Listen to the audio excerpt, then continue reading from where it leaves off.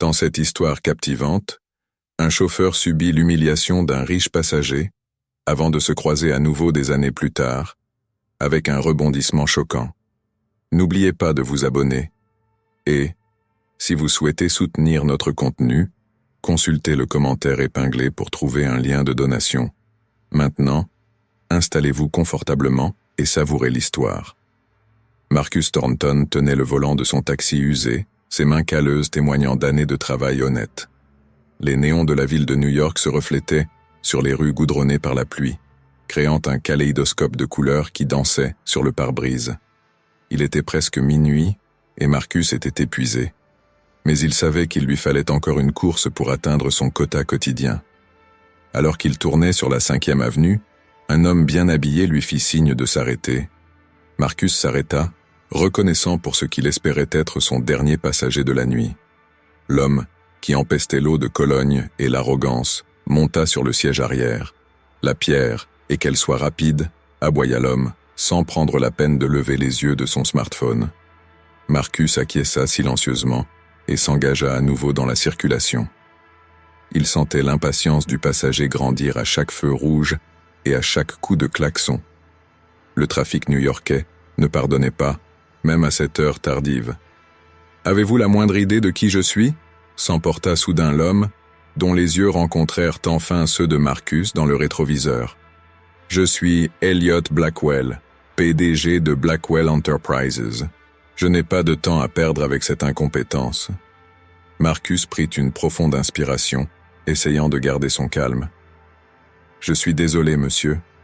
Je fais de mon mieux pour vous y emmener le plus rapidement possible. » Elliot se moqua, ses paroles dégoulinant de dédain. « Faire de son mieux? Je doute que vous connaissiez le sens du mot. C'est à cause de gens comme vous que cette ville est en train de devenir un enfer. Pas d'ambition, pas de volonté, juste des sangsues pour la société. » Ces mots ont piqué Marcus plus qu'il ne veut l'admettre. Il avait travaillé dur toute sa vie, s'inscrivant à des cours du soir tout en conduisant le jour. Mais les circonstances et la malchance ont fait qu'il a eu du mal à joindre les deux bouts. Alors qu'il s'arrêtait enfin devant le Pierre, Elliot jeta une poignée de billets froissés sur le siège avant. « Voilà un conseil. Trouve un travail pour lequel tu es vraiment compétent, » dit-il en ricanant avant de claquer la porte. Marcus resta assis, humilié et en colère. Il voulait crier, se défendre, mais il savait que cela ne ferait qu'empirer les choses. Au lieu de cela, il ramassa l'argent et s'enfonça dans la nuit, les mots d'Elliot résonnant dans son esprit. Aucun d'entre eux ne savait que cette rencontre déclencherait une série de événements qui changeraient leur vie à jamais. Marcus, nourri par un mélange de honte et de détermination, s'est fait un vœu ce soir-là. Il prouvera qu'Elliot Blackwell a tort, peu importe le temps que cela prendra ou les obstacles qu'il devra surmonter. Alors qu'il rentrait chez lui, dans son petit appartement du Queens, l'esprit de Marcus bouillonnait de possibilités. Il a toujours été doué pour les chiffres et pour repérer les tendances du marché. Il était peut-être temps de dépoussiérer ses vieux manuels de commerce et de mettre ses connaissances à profit. Pendant ce temps, Elliot Blackwell se promenait avec assurance dans le hall opulent du Pierre, inconscient de l'impact de ses paroles sur l'humble chauffeur de taxi. C était un homme au sommet de son art, avec le monde à ses pieds. Il était loin de se douter que son chemin croiserait bientôt celui de Marcus Thornton, d'une manière que ni l'un ni l'autre n'auraient jamais pu anticiper. La roue du destin s'est mise en marche, et les vies de ces deux hommes issus de mondes très différents sont désormais inextricablement liées. Le voyage qui les attend les mettra tous deux à l'épreuve, les forçant à affronter leurs préjugés, leurs échecs et, en fin de compte, leur humanité commune. Alors que les premières lueurs de l'aube se lèvent sur l'horizon new-yorkais, Marcus et Elliot dorment dans leurs maisons respectives, sans se douter de l'incroyable histoire qui est sur le point de se dérouler. Une histoire de rédemption, de persévérance et de l'esprit inébranlable du cœur humain. Dans les semaines qui ont suivi cette nuit fatidique, la vie de Marcus Thornton a pris un nouveau rythme. Le jour, il continuait à sillonner les rues animées de New York à bord de son taxi, mais ses nuits étaient désormais consacrées à une toute autre activité. Son petit appartement s'est transformé en centre d'études improvisé, avec des manuels de gestion, des rapports financiers et des analyses de marché éparpillées sur toutes les surfaces disponibles.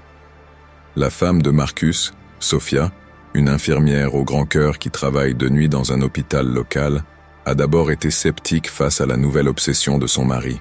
« Marcus, disait-elle, la voix teintée d'inquiétude, ne te laisse pas impressionner par les paroles de cet homme riche. Tu as plus de valeur qu'il n'en aura jamais. » Mais Marcus était déterminé.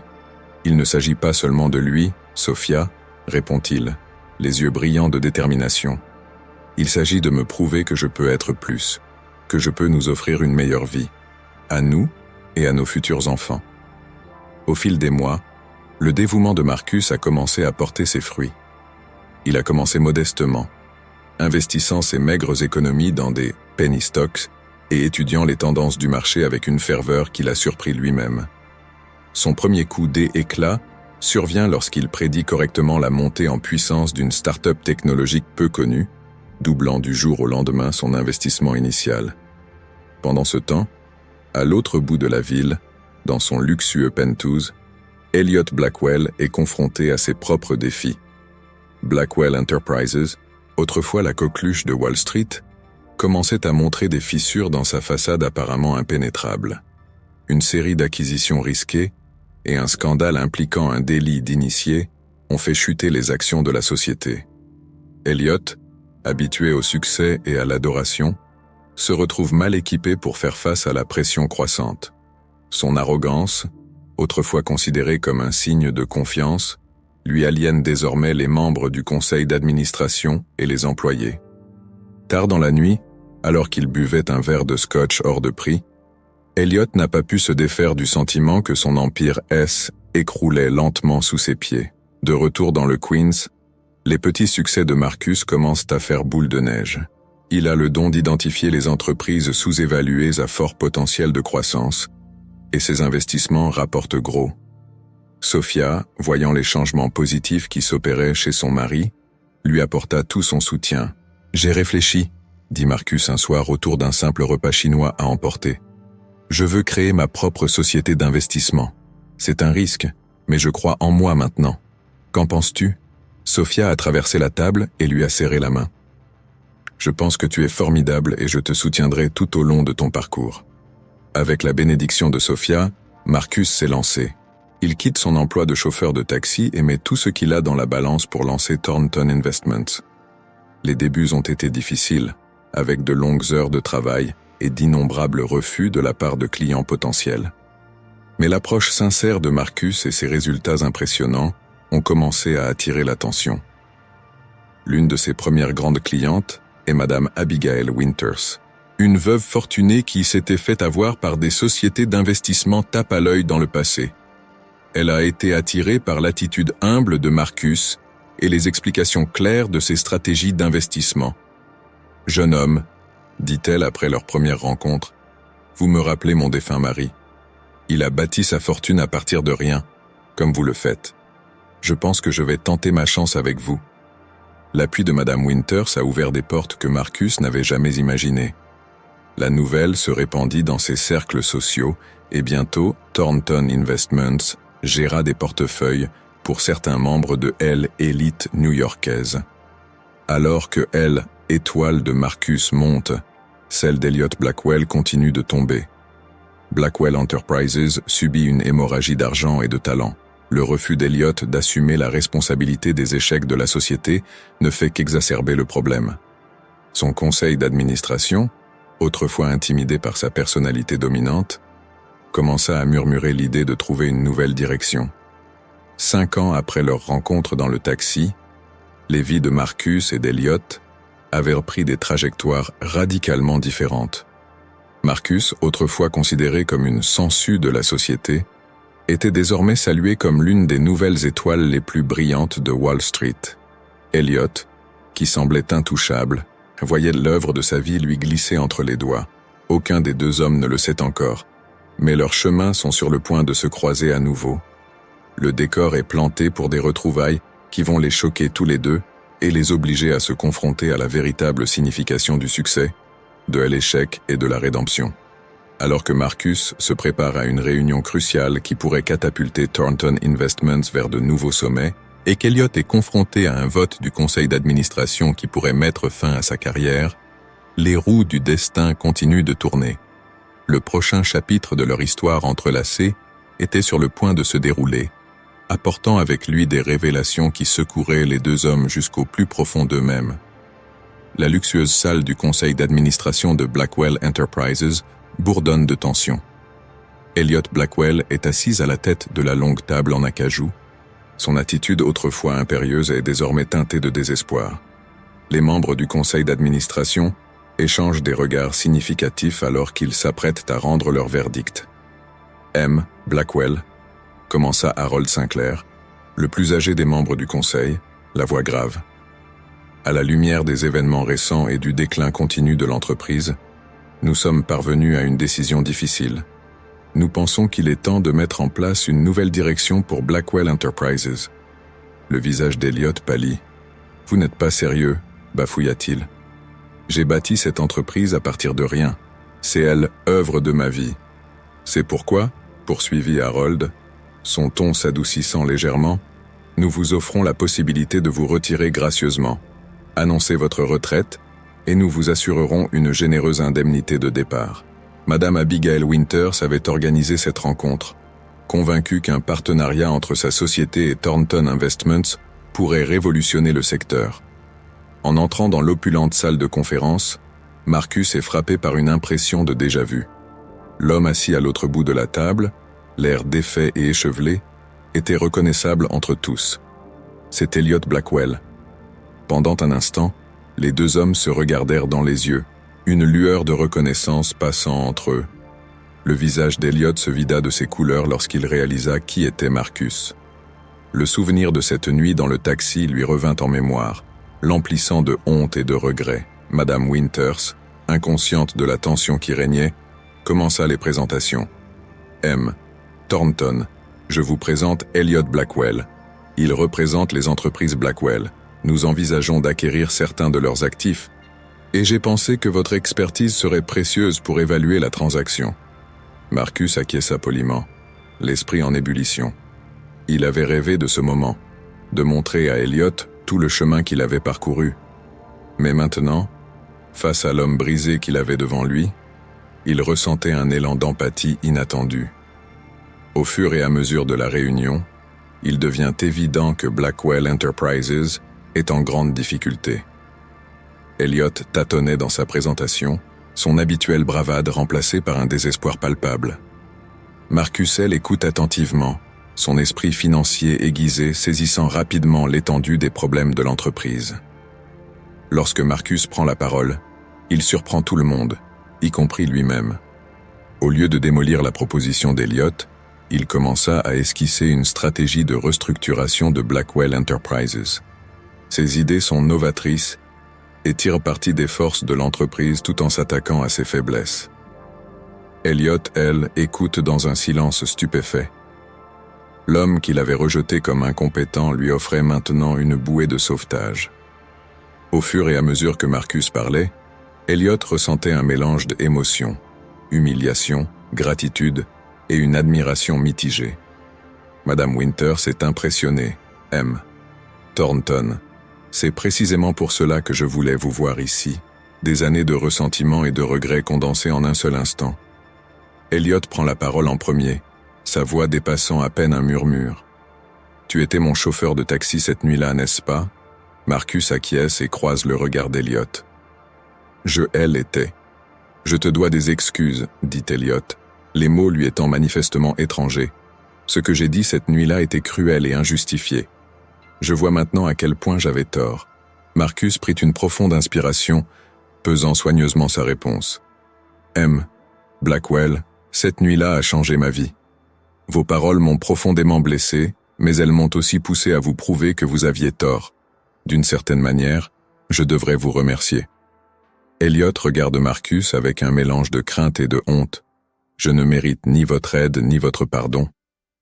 Pourquoi voudriez-vous sauver mon entreprise après la façon dont je vous ai traité ?» Oh, Marcus sourit doucement. « Parce que j'ai appris que le véritable succès ne consiste pas à prouver aux autres qu'ils ont tort ou à accumuler des richesses.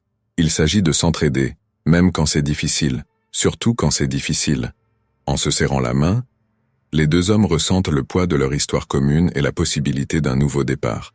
La course en taxi qui les avait conduits sur des chemins divergents il y a des années leur avait permis de boucler la boucle, leur offrant une chance de rédemption et un partenariat improbable.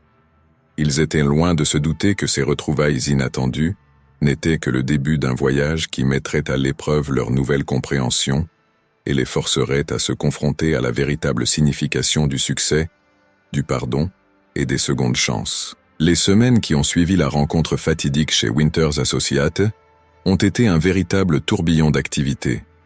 Marcus et Elliot, autrefois séparés par un vaste gouffre de classes et de préjugés, se retrouvent à travailler côte à côte pour sauver Blackwell Enterprises du bord de l'effondrement.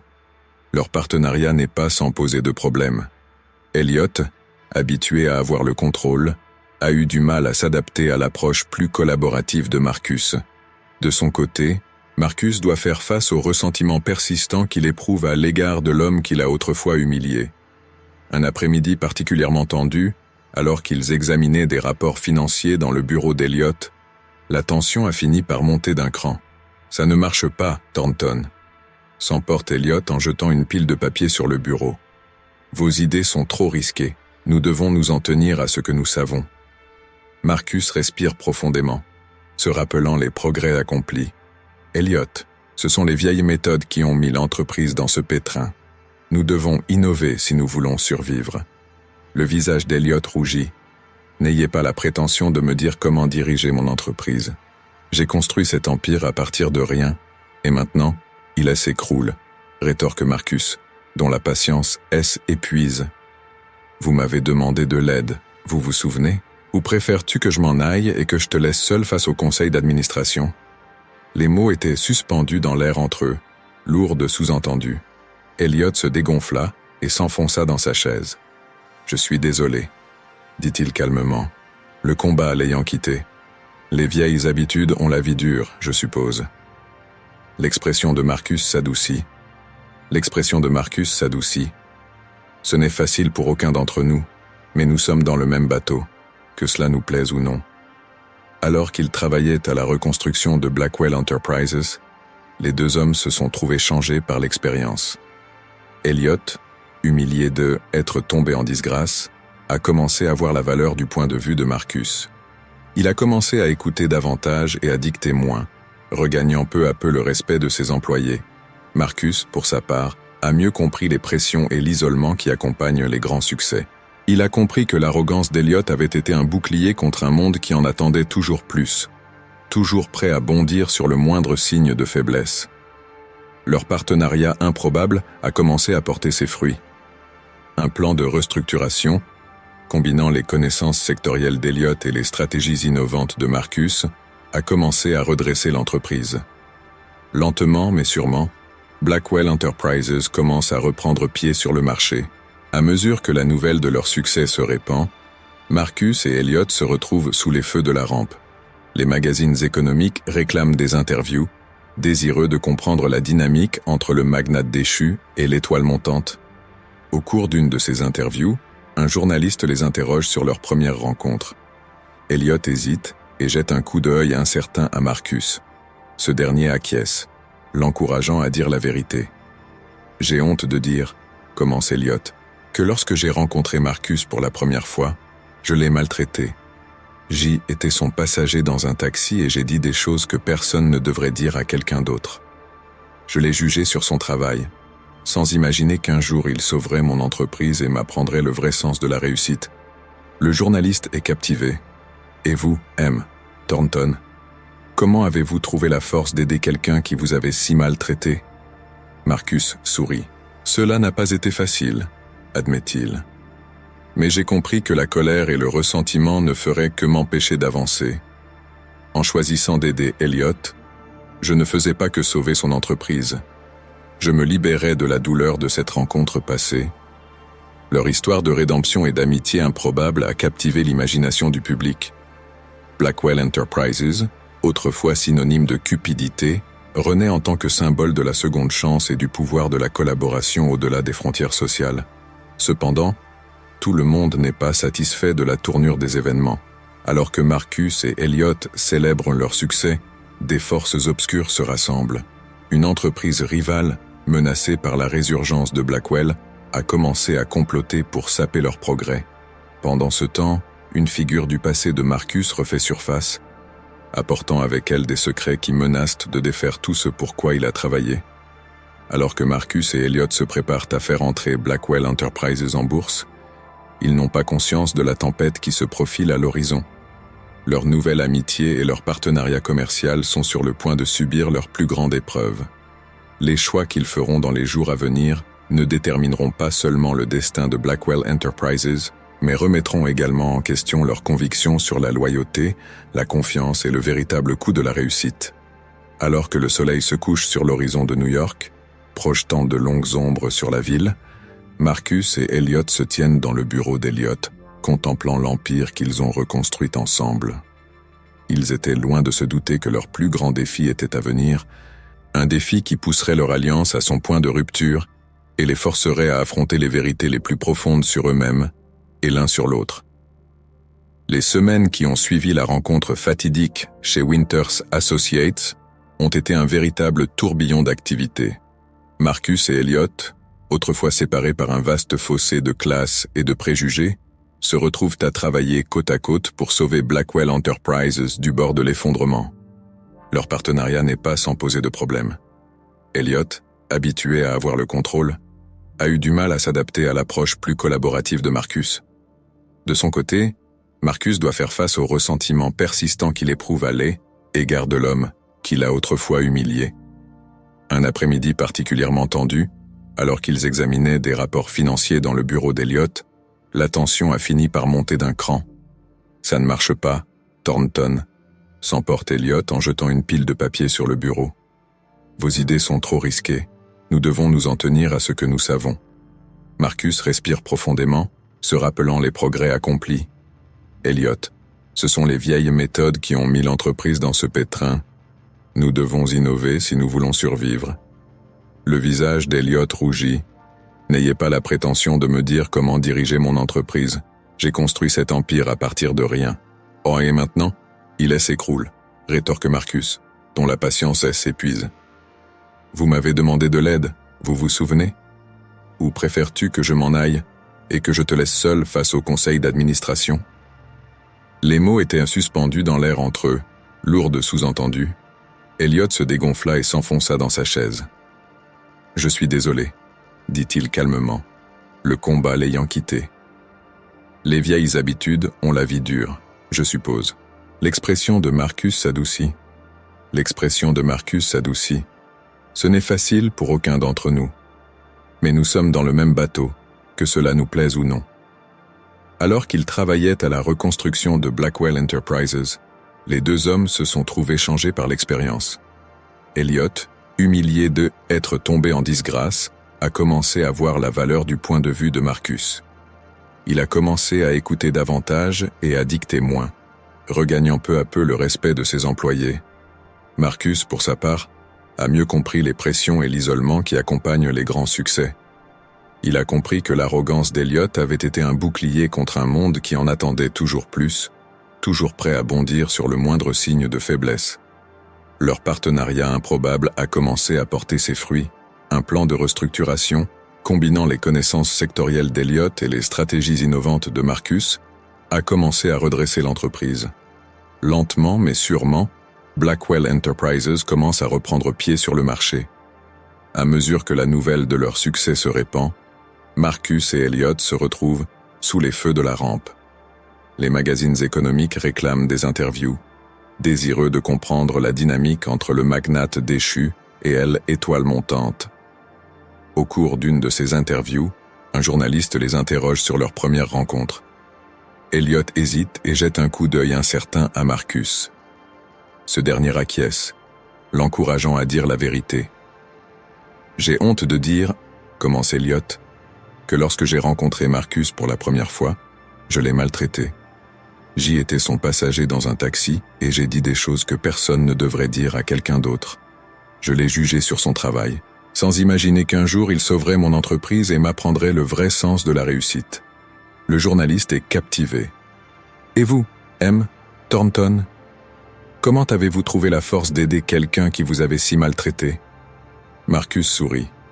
Cela n'a pas été facile, admet-il. Mais j'ai compris que la colère et le ressentiment ne feraient que m'empêcher d'avancer.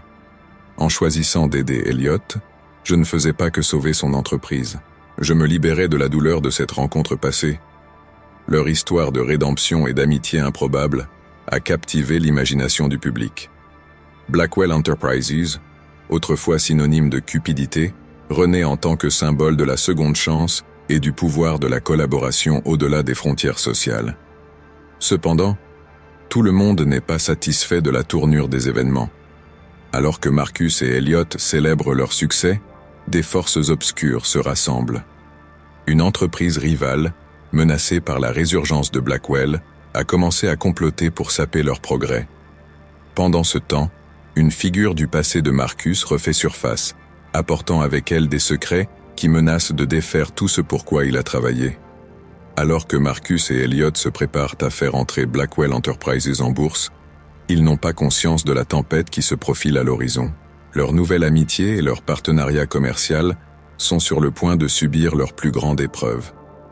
Les choix qu'ils feront dans les jours à venir ne détermineront pas seulement le destin de Blackwell Enterprises, mais remettront également en question leurs convictions sur la loyauté, la confiance et le véritable coût de la réussite. Alors que le soleil se couche sur l'horizon de New York, projetant de longues ombres sur la ville, Marcus et Elliot se tiennent dans le bureau d'Elliot, contemplant l'empire qu'ils ont reconstruit ensemble.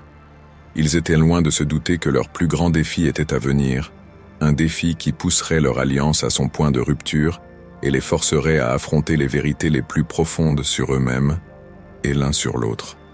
La tension dans le bureau d'Elliot était palpable, alors que les deux hommes se faisaient face, le poids de leurs révélations pesant lourd entre eux. À l'extérieur, des éclairs illuminent l'horizon new-yorkais, reflétant les émotions tumultueuses qui les habitent. Marcus rompt le silence le premier. « Nous devons décider de ce que nous allons faire, Elliot. Tout ce que nous avons construit est en jeu. » Elliot acquiesce, le visage marqué par des lignes d'inquiétude. Elliot hocha la tête, le visage marqué par des lignes d'inquiétude. « Mais avant de prendre une décision, il y a autre chose que tu dois savoir. » Il prit une profonde inspiration. La raison pour laquelle Victor a ces informations, c'est à cause d'un marché que nous avons passé il y a des années. Un accord qui a fait du mal à beaucoup de gens, y compris à ton vieil ami Frank Delgado. Marcus a l'impression d'avoir reçu un coup de poing dans le ventre. « Qu'est-ce que tu racontes, Elliot ?» Frank développait une technologie révolutionnaire en matière d'énergie verte. Son entreprise était petite, mais le potentiel était énorme. Victor et moi, nous avons vu une opportunité. Nous avons manipulé le marché, répandu de fausses rumeurs, et finalement forcé l'entreprise de Frank à faire faillite. Nous avons acquis ses brevets pour une fraction de leur valeur.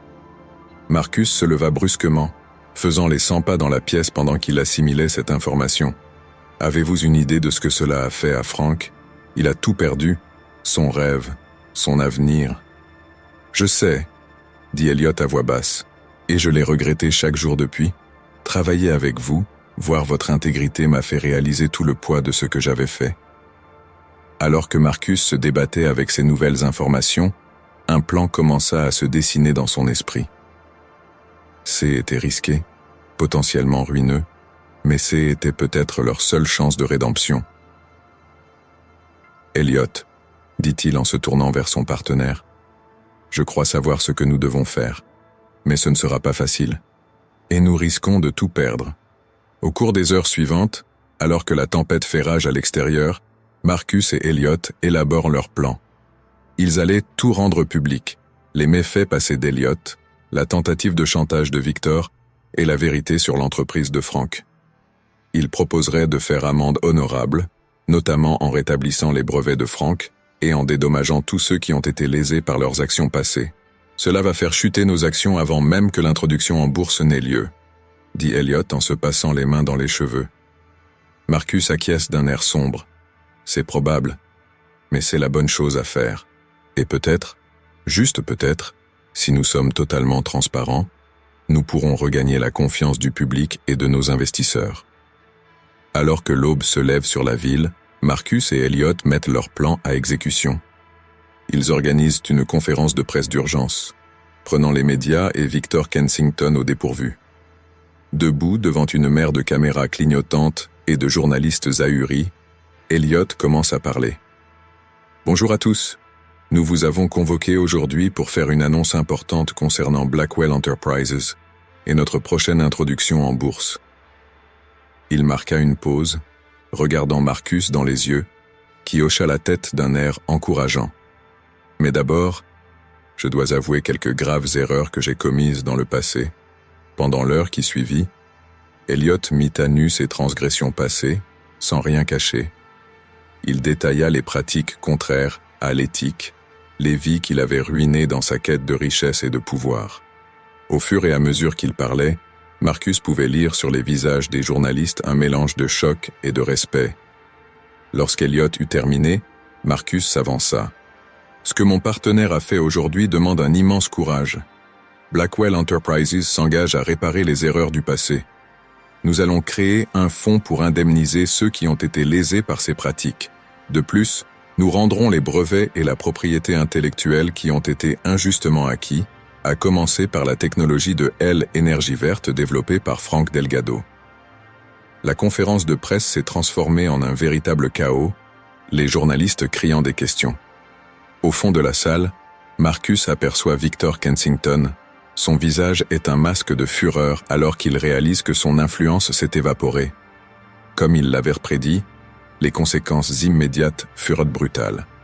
Les actions de Blackwell s'effondrent et de nombreux investisseurs se retirent. L'introduction en bourse a été reportée Cindy. Mais au milieu de la tourmente financière, quelque chose d'inattendu a commencé à se produire. Les gens ont commencé à raconter comment les actions passées d'Elliott les avaient affectés. Mais au lieu de chercher à se venger, nombreux sont ceux qui apprécient l'honnêteté et les efforts déployés pour se racheter. Frank Delgado, d'abord sceptique, a accepté de rencontrer Marcus et Elliott pour discuter du rétablissement de ses brevets. Le monde des affaires est divisé. Certains parlent de suicide professionnel, tandis que d'autres saluent une approche révolutionnaire de la responsabilité des entreprises.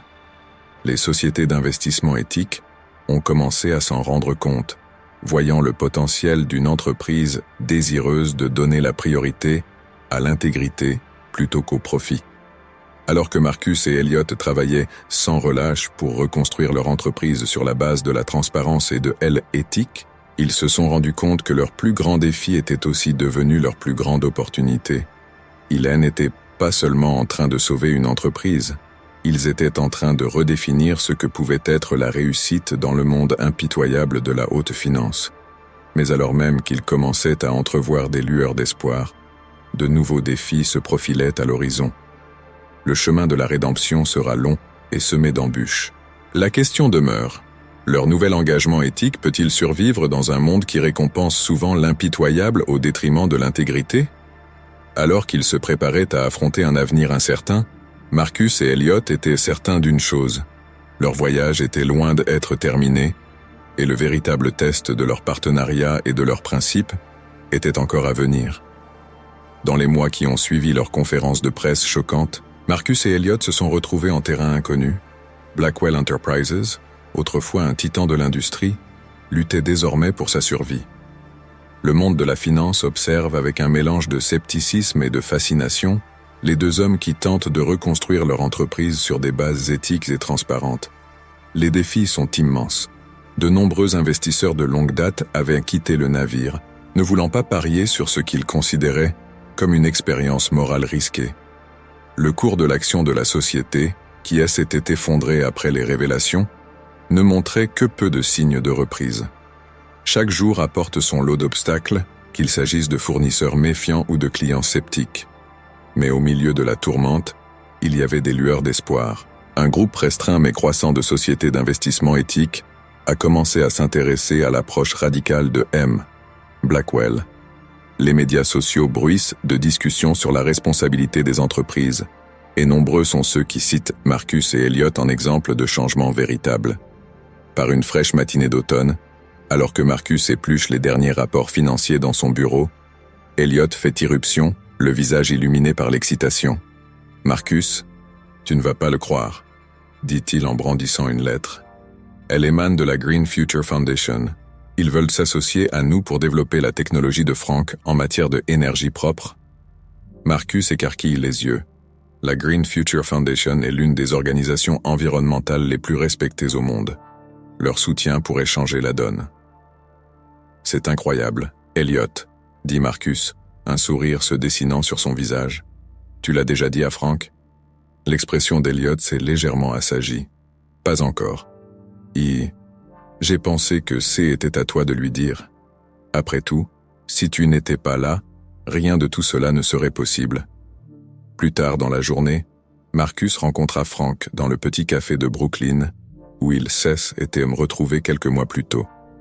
Alors qu'il lui annonce la création de la Fondation pour un avenir vert, Marcus peut lire sur le visage de Franck un mélange de émotion, espoir, excitation, mais aussi une trace persistante de méfiance.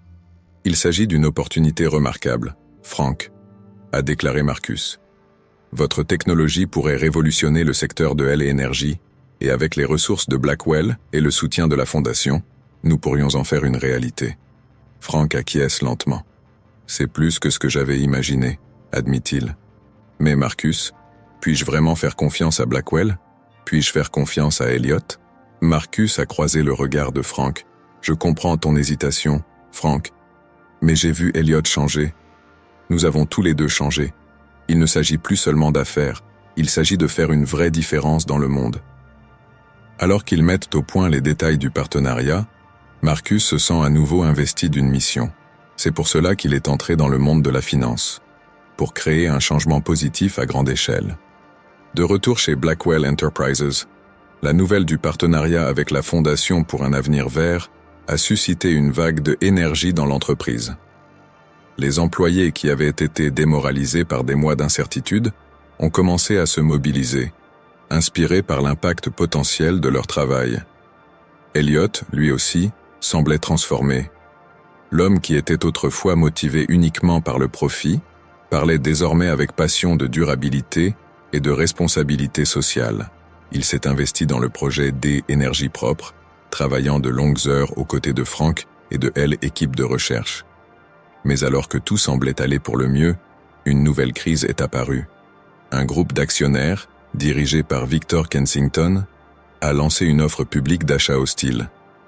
Ils affirment que la croisade morale de Marcus et Elliot détruit la valeur actionnariale et que la société se porterait mieux sous une nouvelle direction. Les semaines qui suivent sont un tourbillon de réunions d'urgence du conseil d'administration, de consultations juridiques et de séances de planification stratégique. Marcus et Elliot ont travaillé jour et nuit, ralliant le soutien des employés, des investisseurs éthiques et même de certaines des personnes qu'ils avaient autrefois lésées et qui croyaient désormais en leur vision d'un meilleur type d'entreprise. La bataille a atteint son paroxysme lors d'une réunion spectaculaire des actionnaires. Victor Kensington a prononcé un discours cinglant, dépeignant Marcus et Elliot comme des idéalistes naïfs dépassés par le monde impitoyable des grandes entreprises. Lorsque ce fut au tour de Marcus de prendre la parole, il sentit le poids de tous les regards de la salle sur lui. Il prend une grande inspiration et commence à parler, non pas de profit ou de part de marché, mais de but. « Mesdames et messieurs, dit-il d'une voix ferme et claire, je me tiens devant vous aujourd'hui non seulement en tant qu'homme d'affaires, mais aussi en tant que personne convaincue que nous avons la responsabilité d'être plus que de simples machines à profit. Oui, le cours de nos actions a souffert. Oui, nous avons perdu des investisseurs. Mais nous avons gagné quelque chose de bien plus précieux, la possibilité de redéfinir ce qu'est la réussite dans le monde de l'entreprise. Alors que Marcus continuait à exposer leur vision d'une entreprise qui concilie profit et raison d'être, ils pouvaient voir que l'ambiance dans la salle commençait à changer. Même certains alliés de Victor semblaient reconsidérer leur position. Le vote, lorsqu'il a eu lieu, a été terriblement serré. Mais à la fin, Marcus et Elliot l'emportèrent. Ils avaient traversé la tempête et en étaient sortis plus forts, avec un mandat pour poursuivre leur révolution éthique. Alors qu'ils quittèrent la réunion, épuisés mais ravis, Elliot se tourna vers Marcus. « Nous avons réussi, dit-il, la voix émerveillée. Nous avons vraiment réussi. » Marcus acquiesce. Un sentiment de satisfaction tranquille l'envahit. C'est vrai, mais ce n'est que le début, Elliot. On nous a donné une deuxième chance. Maintenant, nous devons prouver que nous la méritons. En regardant la ligne d'horizon de New York, les deux hommes savent que le chemin à parcourir ne sera pas facile, mais ils sont prêts à relever le défi. Blackwell Enterprises n'est plus seulement une entreprise, elle devient un mouvement, une lueur d'espoir dans un monde avide de changement. Ils étaient loin de se douter que leur plus grande épreuve était à venir, une épreuve qui pousserait leurs nouveaux principes à la limite et les forcerait à faire face au coût réel de leur position éthique. Alors que Blackwell Enterprises entrait dans sa deuxième année de transformation éthique, l'entreprise s'est retrouvée propulsée sur la scène mondiale. Le partenariat avec la Fondation pour un avenir vert a porté ses fruits, la technologie D, énergie propre de Frank ayant donné des résultats prometteurs lors des premiers essais. Le monde des affaires observe avec un intérêt croissant l'expérience de Marcus et Elliot en matière de responsabilité d'entreprise, qui commence à produire des résultats tangibles. Par une fraîche matinée de printemps, Marcus reçoit un appel inattendu. M. Thornton. Ici, Amelia Rodriguez, du Bureau du Pacte mondial des Nations Unies. Nous aimerions vous inviter, ainsi que M. Blackwell, à prendre la parole lors de notre prochain sommet sur les pratiques commerciales durables. L'invitation était une validation de tout ce à quoi ils avaient travaillé. En annonçant la nouvelle à Elliot, Marcus a pu lire dans les yeux de son partenaire un mélange de fierté et d'appréhension. « C'est énorme, Marcus », dit Elliot en passant une main dans ses cheveux grisonnants. « Mais sommes-nous prêts à subir un tel examen? Le monde entier va nous regarder. » Marcus acquiesce, comprenant les inquiétudes d'Elliot. « C'est un risque, mais c'est aussi une opportunité. Nous pouvons montrer au monde que le commerce éthique n'est pas une chimère, c'est l'avenir. » Alors qu'il se préparait pour le sommet, un nouveau défi est apparu. Un tremblement de terre dévastateur a frappé un petit pays d'Asie du Sud-Est, causant des destructions massives. Parmi les zones touchées se trouvait une région où Blackwell avait récemment installé une usine de fabrication de composants pour sa technologie D, énergie propre. Le conseil d'administration est divisé sur la manière de réagir. Certains préconisent de se retirer pour réduire les pertes, tandis que d'autres réclament une aide minimale pour préserver leur image publique. Marcus et Elliot, eux, voient les choses différemment. « C'est l'occasion pour nous de mettre nos principes en pratique », a déclaré M. Marcus lors d'une réunion tendue du conseil d'administration. « Nous n'allons pas nous contenter de réparer notre usine. Nous allons aider à reconstruire toute la communauté. » Elliot l'a soutenu, la voix ferme. C'est ce que nous entendons par entreprise éthique. Il ne s'agit pas seulement de éviter le mal, mais de faire activement le bien. Leur décision est controversée. Les coûts de l'opération de secours seraient considérables, ce qui pourrait retarder le retour à la rentabilité. Certains investisseurs se sont plaints d'une dérive de la mission et d'un idéalisme naïf. Mais lorsque les images des employés de Blackwell travaillant aux côtés des habitants pour reconstruire les maisons et les infrastructures ont commencé à circuler dans les médias, l'opinion publique a commencé à changer. L'action de la société, qui s'était lentement redressée, a connu un regain d'intérêt soudain de la part des investisseurs socialement responsables. Lors du sommet des Nations Unies, Marcus et Elliot sont montés sur scène devant un auditorium bondé de chefs d'entreprise, de décideurs politiques et d'activistes. Au fur et à mesure qu'ils racontaient leur histoire, depuis cette course en taxi fatidique jusqu'à leurs initiatives mondiales actuelles, ils sentaient les énergies monter dans la salle. Elliot, qui était autrefois l'incarnation de la cupidité des entreprises, a parlé avec passion de la nécessité d'un nouveau type de capitalisme. On nous a appris que le seul but d'une entreprise est de maximiser la valeur pour l'actionnaire, a-t-il déclaré. Et si nous pouvions maximiser la valeur pour toutes les parties prenantes, nos employés, nos communautés, notre planète? Marcus a poursuivi en décrivant ses stratégies pratiques pour une croissance éthique. Il n'a pas hésité à parler de leurs difficultés et de leurs échecs, ce qui lui a valu des hochements de tête de la part de l'auditoire pour sa transparence. À la fin de leur discours, la salle s'est mise à applaudir à tout rompre. Les questions ont afflué, des chefs d'entreprise du monde entier souhaitant tirer parti de leur expérience. Mais au milieu des accolades, une jeune militante de l'auditoire, a posé une question qui donne à réfléchir. « Vos paroles sont une source d'inspiration », a-t-elle déclaré d'une voix claire et stimulante. Mais comment pouvons-nous être sûrs qu'il ne s'agit pas d'un nouveau coup de relations publiques de l'entreprise? Comment pouvons-nous savoir que vous ne reviendrez pas à vos vieilles habitudes lorsque les choses deviendront plus difficiles? Un silence s'installe dans la salle et tous les regards se tournent vers Marcus et Elliot. C'était une question juste et qui touchait au cœur de leur voyage. Marcus s'avance, l'air grave. « Vous avez raison de être sceptique », reconnaît-il.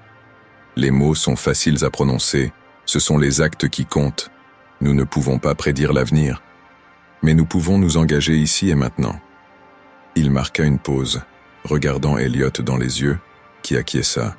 À partir d'aujourd'hui, nous nous engageons à lier directement la rémunération de nos dirigeants à nos objectifs en matière d'éthique et de développement durable. Si nous n'atteignons pas ces objectifs, nous ne serons pas payés. Nous joignons le geste à la parole. L'annonce a provoqué une onde de choc dans le monde des affaires. Certains l'ont salué comme une étape révolutionnaire vers un leadership responsable, tandis que d'autres l'ont rejeté comme un gadget imprudent. En quittant le sommet, Marcus et Elliot savaient qu'ils avaient franchi un point de non-retour. Ils avaient misé leur fortune personnelle sur leurs principes, et le monde entier les observait pour voir s'ils allaient réussir. Mais alors même qu'ils se prélassaient dans l'éclat de leur présentation bien accueillie, des nuages d'orage s'amoncelaient à l'horizon. Une récession économique mondiale se profilait, et Blackwell Enterprises était sur le point d'affronter sa plus grande épreuve. Une épreuve qui pousserait ses engagements éthiques jusqu'au point de rupture et l'obligerait à faire face au coût réel de ses principes. Alors qu'ils prenaient l'avion pour New York, ni Marcus ni Elliot n'auraient pu prédire les défis qui les attendaient. Des défis qui mettraient à l'épreuve non seulement leur sens des affaires, mais aussi l'essence même de leurs nouvelles valeurs. La crise économique mondiale a frappé comme un tsunami, balayant les gains fragiles de l'année précédente. Les marchés boursiers se sont effondrés, le crédit s'est gelé et les entreprises du monde entier ont commencé à plier sous la pression. Blackwell Enterprises, toujours en pleine transformation éthique, se retrouve une fois de plus en train de lutter pour sa survie. Marcus et Elliot se sont réunis dans la salle de conférence, examinant les derniers rapports financiers. Les chiffres sont sombres. Leur division énergie propre, bien que prometteuse, était encore loin d'être rentable. Le coût des efforts de reconstruction des communautés en Asie du Sud-Est, conjugué à la récession mondiale, a dangereusement réduit les réserves de trésorerie de l'entreprise. Nous devons prendre des décisions difficiles, a déclaré Elliot, la voix lourde du poids de la responsabilité. Nous pourrions être amenés à envisager des licenciements ou à revoir à la baisse certaines de nos initiatives en matière de développement durable. Marcus secoue la tête, la frustration transparaissant dans son ton. Si nous faisons cela, nous ne serons pas meilleurs que l'ancienne Blackwell. Il doit y avoir une autre solution. Alors qu'ils débattent de leurs options, ils sont interrompus par un coup frappé à la porte. C'était Sarah Chen, leur responsable des ressources humaines, le visage pâle d'inquiétude. « Je suis désolé de vous interrompre, » dit-elle, « mais il y a quelque chose que vous devez voir. » Elle leur tend une tablette ouverte sur un site d'information financière. Le titre leur a glacé le sang. « Une expérience éthique échoue. Blackwell Enterprises face bankruptcy. » L'article, citant des sources anonymes au sein de l'entreprise, brossait un tableau sombre des finances de Blackwell et suggérait que la position éthique de l'entreprise la menait vers l'insolvabilité. Au fur et à mesure de leur lecture, les téléphones de Marcus et d'Elliot se mettent à bourdonner sans cesse d'appels d'investisseurs paniqués et de membres du conseil d'administration inquiets. « C'est un désastre », gémit Elliot. « Nous devons faire une déclaration pour calmer les marchés. » Mais avant qu'ils ne puissent formuler une réponse, une autre crise éclate. Frank Delgado fait irruption dans la salle, le visage couvert de fureur. « Vous étiez au courant ?» demande-t-il en leur présentant un document. Il s'agit d'une note confidentielle décrivant la vente potentielle de leurs brevets sur les énergies propres à une entreprise énergétique plus importante et plus traditionnelle. « Frank, je peux t'expliquer ?» commence Elliot, mais Frank lui coupe la parole. « J'avais confiance en vous, dit-il, la voix brisée. Je pensais que cette fois, était différent. » Mais tu es toujours le même Elliot Blackwell, n'est-ce pas? Prêt à se vendre dès que les choses se compliquent? Et tandis que Frank partait en trombe, Marcus se tourna vers Elliot, le choc et la déception se lisant sur son visage. « Dis-moi que tu n'y pensais pas sérieusement, » dit-il. Elliot s'affaisse sur une chaise, faisant soudain son âge. « Ce N était qu'un plan d'urgence, » dit-il faiblement. « Je n'ai jamais eu l'intention d'aller jusqu'au bout. J'ai eu peur, Marcus. Je pensais que je protégeais l'entreprise, que je protégeais nos employés. » La tension dans la pièce est palpable. Des années de confiance et de travail acharné semblaient s'effilocher en l'espace de quelques heures. Alors qu'ils se débattent avec les multiples crises auxquelles ils sont confrontés, le téléphone de Marcus sonne à nouveau. C'est Amelia Rodriguez, du Pacte mondial des Nations Unies. « M. Thornton », dit-elle, la voix serrée par l'inquiétude. « Nous avons suivi les nouvelles concernant Blackwell. Compte tenu des circonstances, nous envisageons d'annuler l'adhésion de votre entreprise au pacte mondial. Nous avons besoin de savoir si vous êtes toujours attaché à vos principes éthiques ou si tout cela ne était qu'un exercice de relations publiques. » Marcus regarde Elliot, puis Sarah, et lit la peur et l'incertitude dans leurs yeux. À ce moment-là, il a compris que tout ce pourquoi ils avaient travaillé était en jeu. Leur réponse à cette crise allait définir non seulement l'avenir de Blackwell Enterprises, mais aussi la viabilité des pratiques commerciales éthiques dans une économie mondiale impitoyable. Prenant une profonde inspiration, Marcus prend une décision. « Madame Rodriguez, dit-il, la voix posée malgré le trouble de son cœur, je vais devoir vous rappeler. Mais je vous promets ceci. Dans 24 heures, vous aurez votre réponse, et le monde entier voudra l'entendre. » En raccrochant le téléphone, Marcus se tourne vers Elliot et Sarah. « Annulez toutes nos réunions, » dit-il, une lueur de détermination dans les yeux. « Nous allons nous enfermer. Nous avons 24 heures pour sauver cette entreprise et tout ce en quoi nous croyons, et nous allons le faire de la bonne manière. » Elliot acquiesça, un mélange de soulagement et de détermination envahissant son visage. « Par où commencer ?» demanda-t-il. Marcus esquisse un petit sourire. « Nous commençons par nous rappeler qui nous sommes et ce que nous représentons.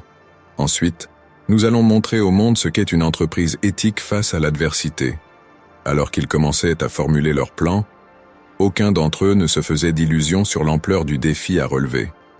Ils se battaient non seulement pour la survie de leur entreprise, mais aussi pour l'idée même que l'entreprise pouvait être une force au service du bien dans le monde. Les prochaines 24 heures détermineront si leur grande expérience de capitalisme éthique survivra, ou s'il s'agira d'un autre exemple dans les annales de l'histoire des entreprises.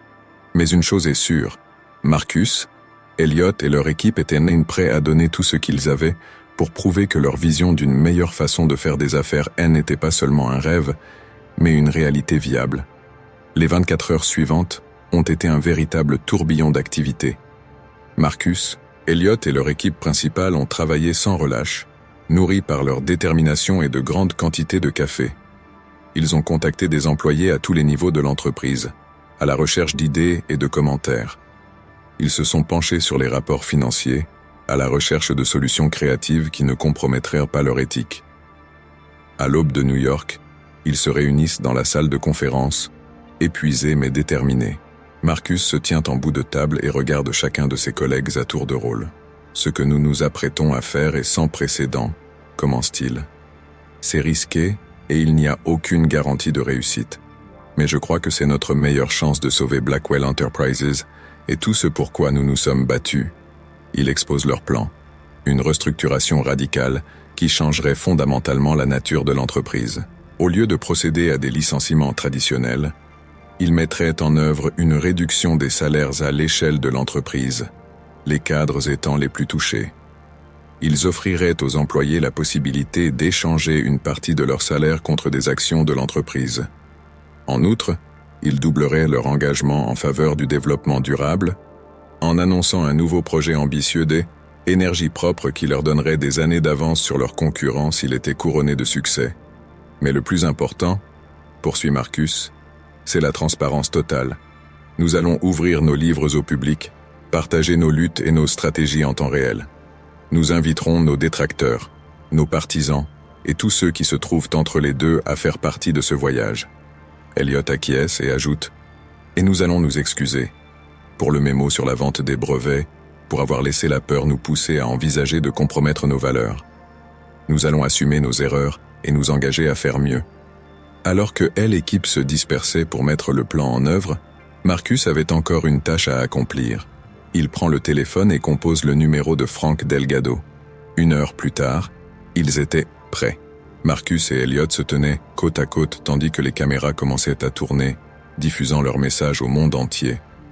Marcus a pris la parole en premier, d'une voix claire et inébranlable. À nos employés, à nos investisseurs et à la communauté internationale, nous sommes aujourd'hui à la croisée des chemins. La voie la plus facile serait de battre en retraite, de compromettre nos valeurs au nom de la survie. Mais la facilité n'est pas la raison de notre présence ici. Elliot s'est avancé. Nous avons commis des erreurs, nous avons trébuché, mais nous refusons de tomber. Aujourd'hui, nous ne nous battons pas seulement pour la survie d'une entreprise. Nous nous battons pour l'idée que l'entreprise peut être une force pour le bien, même dans les moments les plus difficiles. Ils ont exposé leur plan sans rien cacher. Pendant qu'ils parlaient, les médias sociaux ont explosé de réactions. Les analystes financiers ont débattu de la viabilité de leur stratégie. Les employés du monde entier ont regardé, l'espoir se disputant à l'anxiété. Au moment de conclure, Marcus a fait une dernière annonce. Nous mettons en place un comité des éthiques indépendants, doté d'un droit de veto sur les décisions importantes. Et nous avons l'honneur d'annoncer que Frank Delgado a accepté d'en être le premier président. La caméra fait un panoramique pour montrer Frank, debout sur le côté. Il s'avance, l'expression mêlée de prudence et de détermination. J'ai vu le pire de la cupidité des entreprises et j'ai vu le potentiel de changement, a-t-il déclaré. Je crois en ce que Marcus et Elliot essaient de faire ici. Ce ne sera pas facile, mais rien de valable ne l'est jamais. Les semaines qui ont suivi ont été des montagnes russes. Certains investisseurs se sont retirés, ne voulant pas prendre le risque. Mais d'autres, inspirés par l'audace de Blackwell, sont intervenus. Les employés se sont ralliés à la nouvelle vision et beaucoup ont opté pour la conversion des salaires en actions. La couverture médiatique a été intense. Les détracteurs ont qualifié cette décision de tentative désespérée, tandis que les partisans l'ont saluée comme une approche révolutionnaire de la gestion de crise dans l'entreprise. Malgré tout, Marcus et Elliot sont restés fidèles à leurs promesses de transparence, partageant les mises à jour, bonnes et mauvaises, avec une honnêteté sans faille. 6 mois plus tard, Marcus est à nouveau monté sur le podium lors du sommet du Pacte mondial des Nations Unies. L'auditoire l'a écouté avec une attention soutenue, pendant qu'ils racontaient les défis qu'ils avaient relevés et les leçons qu'ils avaient apprises. Nous ne sommes pas encore sortis d'affaire, a-t-il admis. Le chemin à parcourir est encore long et incertain. Mais nous avons prouvé quelque chose d'important, qu'il est possible de faire face à une crise sans abandonner ses principes, que l'éthique dans les affaires n'est pas un luxe de beau temps, mais un modèle robuste qui peut résister aux tempêtes les plus rudes. À la fin de son discours, la salle a applaudi à tout rompre. Amelia Rodriguez s'est ensuite approchée de lui, un sourire aux lèvres. « M. Thornton, dit-elle, vous n'avez pas seulement conservé votre adhésion au pacte mondial, vous avez établi une nouvelle norme pour ce que signifie être une entreprise véritablement responsable. » Plus tard dans la soirée, Marcus et Elliot se tiennent sur le balcon de leur bureau et contemplent la ville. Les lumières de New York scintillaient en contrebas, rappelant les innombrables vies touchées par leurs décisions. « Avez-vous jamais imaginé que les choses se passeraient ainsi ?» demanda Elliot, une pointe d'étonnement dans la voix. Marcus secoue la tête en souriant. « Jamais. Quand tu es venu me chercher dans ce taxi, il y a tant d'années, je n'aurais jamais pu imaginer où cela me mènerait. » L'expression d'Elliot devient sérieuse. « Merci, Marcus, pour avoir cru en la possibilité d'un changement, de ne pas avoir renoncé à moi, ni à cette vision. » Marcus a serré l'épaule de son ami. « Nous n'avons pas encore fini, Elliot, ce n'est que le début. » Alors qu'ils retournaient à leur bureau, prêts à relever les défis qui les attendaient, les deux hommes savaient qu'ils avaient participé à quelque chose de vraiment extraordinaire. Ils avaient pris le risque de croire que les entreprises pouvaient être une force pour le bien dans le monde et, contre toute attente, ils avaient prouvé que CE était possible. L'histoire de Blackwell Enterprise sera racontée pendant des années, non pas comme une histoire d'ascension et de chute, mais comme un témoignage du pouvoir de la rédemption, de la force d'un leadership éthique et de l'espoir durable que, même dans le monde de la haute finance, l'intégrité peut triompher de l'appât du gain. Alors que le soleil se couche sur New York, jetant une lueur dorée sur la ligne d'horizon, Marcus et Elliot savent que leur voyage est loin d'être terminé. Mais ils étaient prêts à affronter la suite, sûrs d'avoir changé non seulement leur vie, mais aussi la nature même de ce que signifie réussir dans les affaires.